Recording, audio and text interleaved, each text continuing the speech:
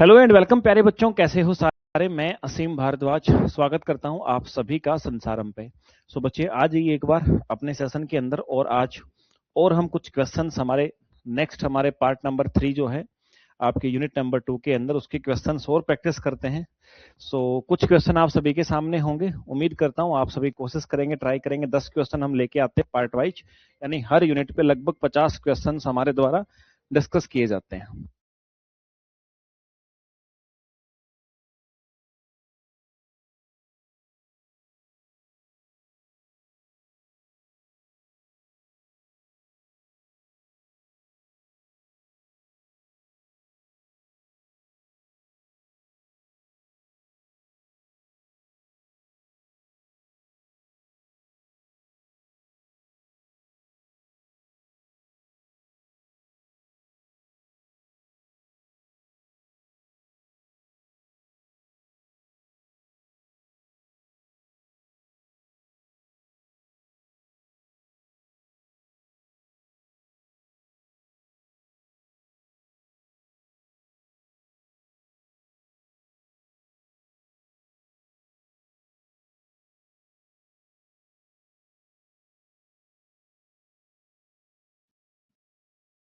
चलिए भाई। पहला क्वेश्चन आप सभी के सामने है।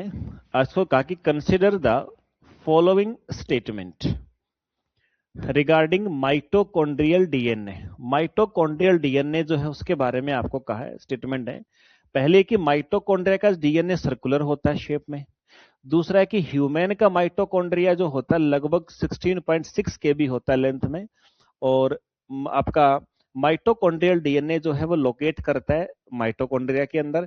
और ह्यूमन का माइटोकॉन्ड्रियल डीएनए जो है वो हिस्टोन प्रोटीन जैसे एसोसिएट होता है, जुड़ा होता है। जैसे कि आपका न्यूक्लियर डीएनए होता है, वैसे ही उसके साथ भी हिस्टोन प्रोटीन है।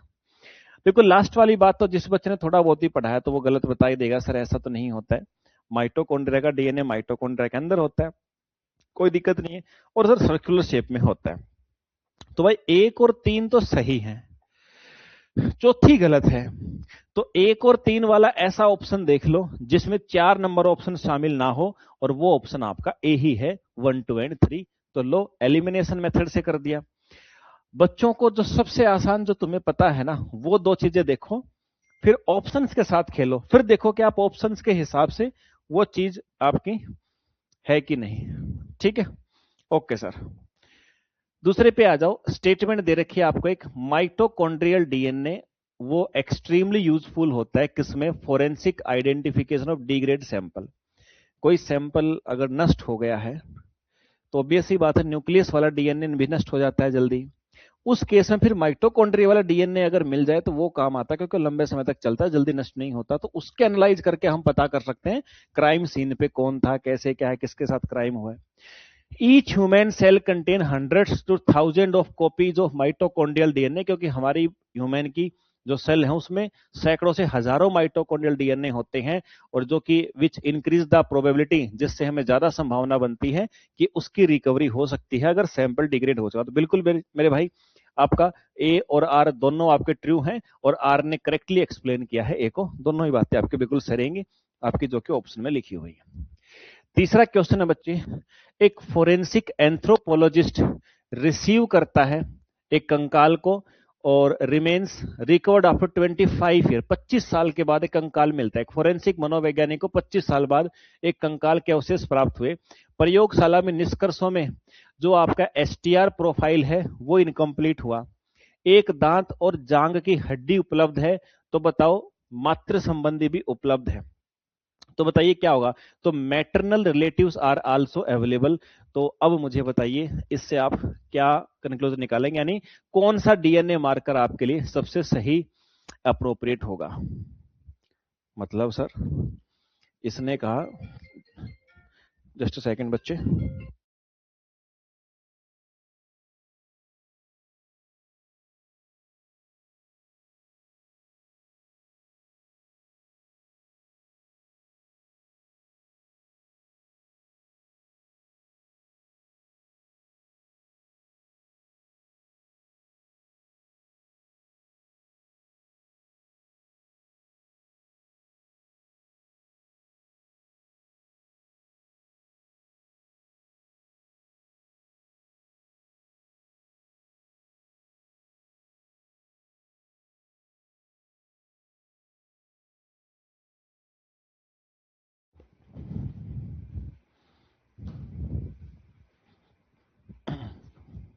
चलिए भाई, तो मैंने कहा 25 साल के बाद में एक फोरेंसिक एंथ्रोपोलॉजिस्ट था, उसको प्राप्त हुआ एक कंकाल मेरे भाई, जो कि आपका 25 साल बाद मिला। लेबोरेटरी ने पता किया, लेबोरेटरी फाइंडिंग्स ने शो किया, क्या मिले उसको, न्यूक्लियर एसटीआर प्रोफाइल इनकम्प्लीट है। एसटीआर प्रोफाइल हम आइडेंटिफिकेशन के लिए यूज करते हैं, कंसेप्टों के अंदर आप लोग इस बात को पढ़ चुके हो।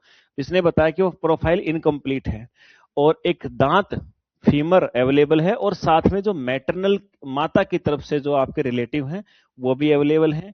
तो बताइए इसके बारे में कि कौन सा डीएनए मार्कर जो है वो मोस्ट अप्रोप्रिएट होगा भाई।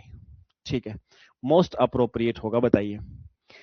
तो माइटोकॉन्ड्रियल डीएनए से पता करोगे, या ब्लड ग्रुप से, या वीएनटीआर से, वेरिएबल नंबर टेंडम रिपीट्स का कंसेप्ट याद होगा, और या प्रोटीन इलेक्ट्रोफोरेसिस से। चारों में से क्या करोगे? तो ऑब्वियस सी बात है सर, जब हमारे पास एसटीआर ही नहीं है, एसटीआर मतलब आपके डीएनए के रीजन है, शॉर्ट टेंडम रिपीट्स, वही इनकम्प्लीट, तो इसका मतलब हमारे पास डीएनए से हम कुछ नहीं कर सकते, यानी तो न्यूक्लियर डीएनए से कुछ नहीं कर सकते। जहां पे न्यूक्लियर डीएनए से नहीं होगा तो हमें क्या मिलता है? माइटोकॉन्ड्रियल डीएनए प्राप्त होता है, तो उससे फिर हमारा काम होगा मेरे भाई। चौथा है मैच करने मेरे भाई आपको, माइटोकॉन्ड्रियल डीएनए, एक माइटोकॉन्ड्रिया लिखा है, एक साइटोप्लाज्मिक इनहेरिटेंस लिखा है, एक डी लूप, चार चीजें लिखी हुई हैं, और इन चारों ही चीजों के ऊपर मेरे भाई आप लोग पहले पढ़ाई कर चुके हो। ठीक है, देखो भाई, माइटोकॉन्ड्रियल डीएनए आपको होगा सर सर्कुलर होता है, चलो मान लिया, लेकिन माइटोकॉन्ड्रिया जो है ये क्या है? माता से प्राप्त होता है, ये भी ठीक है। साइटोप्लाज्मिक इनहेरिटेंस क्या होता है? चलिए, माइटोकॉन्ड्रिया पावर हाउस कहा जाता है, साइटोप्लाज्मिक इनहेरिटेंस का मतलब जो माता से मिलता है, और डी लूप क्या है मेरे भाई? हाइपर वैल्यूएबल रीजन होता है। ठीक है, चारों ही चीजें आपके सामने हैं और चारों ही ठीक ठाक से मिली हुई हैं, तो 1 2 3 4 इसका सही आंसर होगा, सभी ठीक ठाक से match. What is the major reason for preferring mitochondrial DNA over nuclear DNA in old skeletal remains? पुराने कंकाल के जो अवशेष हैं उनमें जो आपका परमाणु डीएनए की तुलना में माइटोकॉन्ड्रियल डीएनए को प्राथमिकता क्यों दिया जाता है? इसके पीछे कारण क्या है बताओ? कारण होता है मेरे भाई कि आपके पास में high copy number, large genome होता है, प्रेजेंस ऑफ हिस्टोन होता है, या फास्टर पीसीआर उसका कर सकते हैं। देखो भाई, और पहला ही ऑप्शन जो आपके सामने, कॉपी नंबर ज्यादा होते हैं और लंबे समय तक बिना नष्ट हुए कंकाल के अंदर आपको मिल सकते हैं, जहां पे न्यूक्लियर डीएनए भी आपको नहीं मिलता है। अब इस स्टेटमेंट को देखो, माइटोकॉन्ड्रिया के अंदर 37 जीन होते हैं माइटोकॉन्ड्रियल डीएनए के अंदर, और माइटोकॉन्ड्रियल डीएनए जो है वो 13 प्रोटीन बनाने के लिए क्या करता है? माइटोकॉन्ड्रिया एनकोड करता 13 प्रोटीन को, जो कि अपनी बॉडी के अंदर ऑक्सीडेटिव फॉस्फोराइलेशन मेथड में शामिल होते हैं। तीसरा है माइटोकॉन्ड्रियल डीएनए 22 टीआरएनए को बनाने के लिए एनकोड करता है। और चौथा है आपके पास माइटोकॉन्ड्रियल डीएनए आपके इंट्रॉन्स, वैसे ही इंट्रॉन्स कैरी करता है जैसे कि न्यूक्लियर डीएनए के अंदर होते हैं, इंट्रॉन एक्सॉन, है ना? ओके सर, देखो भाई, 3 स्टेटमेंट जो आपके पास में लिखी हुई हैं, ये तीनों तो फैक्ट हैं, तीनों फैक्ट सही हैं। चौथा है कि माइटोकॉन्ड्रियल डीएनए के अंदर इंट्रॉन एक्सॉन क्या होते हैं? कोडिंग और नॉन कोडिंग पार्ट होते हैं। तो अब माइटोकॉन्ड्रियल डीएनए के अंदर वैसे ही इंट्रॉन एक्सॉन नहीं होते हैं, न्यूक्लियर डीएनए के जैसे नहीं होते हैं, ध्यान रखिएगा। तो ये बात गलत है, बाकी तीनों सही है। Human mitochondrial DNA evolve faster than most nuclear DNA reason. Human का माइटोकॉन्ड्रियल डीएनए अधिकांशतः परमाणु डीएनए के क्षेत्रों की तुलना में तेजी से विकसित होता है। Mitochondrial DNA has a relatively high mutation rate and has limited DNA repair mechanism compare to nuclear DNA. क्यों? क्योंकि माइटोकॉन्ड्रियल डीएनए में अपेक्षाकृत ज्यादा म्यूटेशन की दर होती है, और परमाणु डीएनए की तुलना में इसमें डीएनए का मरम्मत करने वाला सिस्टम भी कम होता है। तो बिल्कुल मेरे भाई आपका दोनों ही सही हैं, दोनों स्टेटमेंट भी और रीजन भी उसका सही दे रखा है इन्होंने। जिसको पढ़ने का इच्छा हो पढ़ लेना, मैं आपको बहुत ज्यादा इस पर इसलिए नहीं बोल रहा हूं क्योंकि मैं आपको कंसेप्ट करवा चुका हूं सारे। फिर है no useful nuclear DNA is obtained from a body recovered after a fire accident. आग लगने के कारण एक्सीडेंट हुआ तो उसके बारे में जो बॉडी मिली उसके अंदर हमें नाभिक वाला डीएनए प्राप्त नहीं हुआ। माइटोकॉन्ड्रियल डीएनए ऑब्टेन हुआ है उसके दांतों से, तो जो विक्टिम की मदर है वो जिंदा है। तो मोस्ट अप्रोप्रिएट फोरेंसिक अप्रोच क्या होगी इन स्टेटमेंट की सहायता से? हम कंपेयर करेंगे mitochondrial profile with the mitochondrial DNA of biological mother, perform करेंगे ब्लड ग्रुप, यूज करेंगे फिंगरप्रिंट टेस्टिंग, या इग्नोर करेंगे mitochondrial DNA because it can not be used for identification. देखो मेरे भाई, यहां पर एक ही सैंपल मिला है माइटोकॉन्ड्रियल डीएनए, आपको न्यूक्लियर डीएनए का तो सैंपल ही नहीं है, तो ब्लड ग्रुप किस चीज का करोगे? तो मेरे भाई वहां पर हमारे पास एक ही तरीका होगा, जो माइटोकॉन्ड्रिया वाला डीएनए उसी को कंपेयर करेंगे, क्योंकि डीएनए हमेशा मदर से ही मिलता है, तो मदर से कंपेयर करके आपको पता लग जाएगा कि वो उसकी बायोलॉजिकल संतान है या नहीं। ठीक है।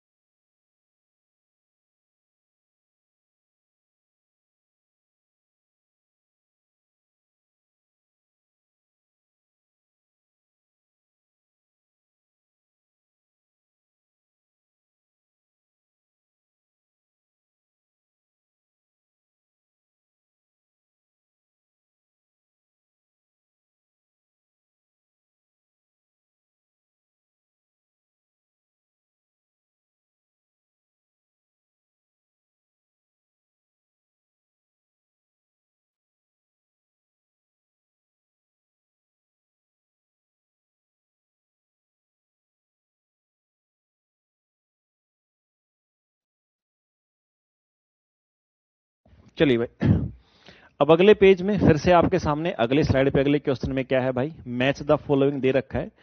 13 जीन है, फिर बोला 20 टीआरएनए है, फिर बोला 2 आरएनए है, फिर बोला डी लूप, और इधर आपके सामने कि भाई ऑक्सीडेटिव फॉस्फोराइलेशन प्रोटीन, मतलब ये जो आरएनए है या जीन है या डी लूप है भाई, किस मेथड से या किस हमारे सेल के ऑर्गन से संबंधित है।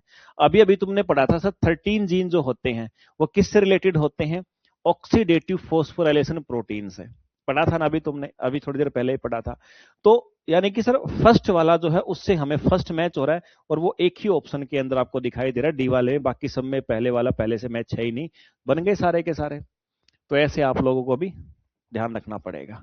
ये लास्ट क्वेश्चन है, आपके लिए छोड़ता हूं, या आप बनाएंगे, बना करके इसको आंसर देंगे। एक्सप्लेनेशन भी है, लेकिन पहले 5-7 मिनट यहीं पर बैठना। जो मैंने अभी तक करवाया है उन्हीं चीजों के ऊपर आधारित ये क्वेश्चन है, तो आप लोग बनाएंगे बच्चे इसको। ठीक है भाई, चलिए, तो एक छोटा सा सेशन था हमारा, ये भी एमसीक्यू वाला। उम्मीद करता हूं आप सभी ने प्रैक्टिस किया होगा बिना ज्यादा समय गंवाए। मिलते हैं दोबारा अगले सेशन में। जय हिंद भाई।